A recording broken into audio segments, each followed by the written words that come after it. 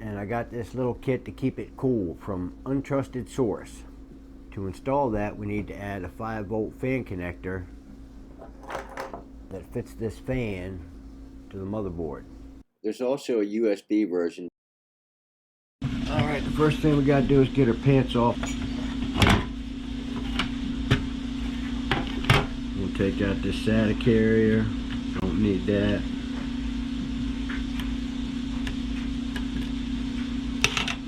Take off this little rear plate that I'm not going to use. There was another screw over there. I took it out already. I'm going to take the CPU fan out of the way and take some more stuff out of the way. I'm going to take this bracket off the front.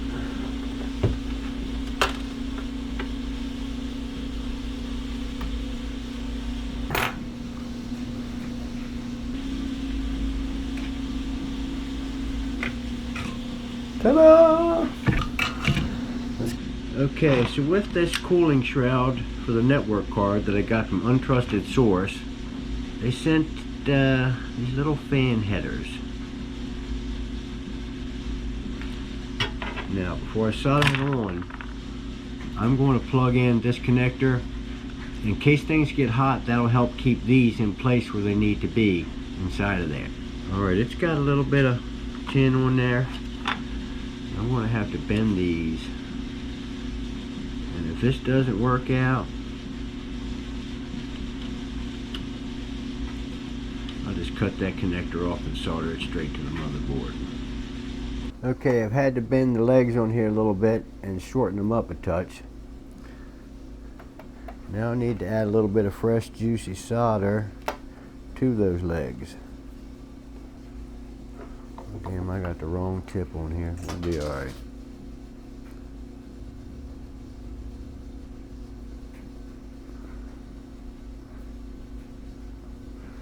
Now I want to add some on the pads here.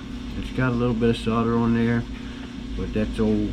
Here's the motherboard location we're soldering to. It's labeled for positive and negative. Hard lead-free solder.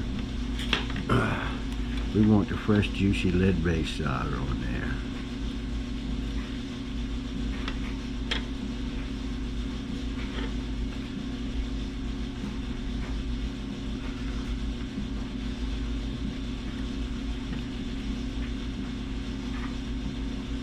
That might be a little excessive.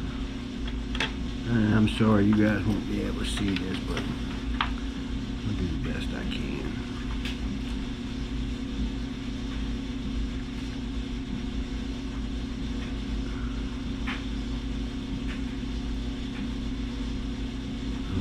That's not great. I gotta get them both touching.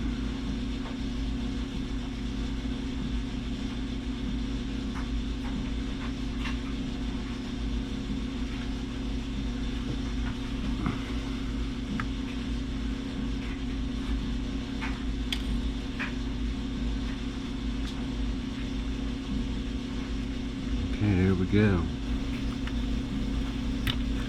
It's not perfect, but it's pretty solid. And this is about what it should look like when you're all done.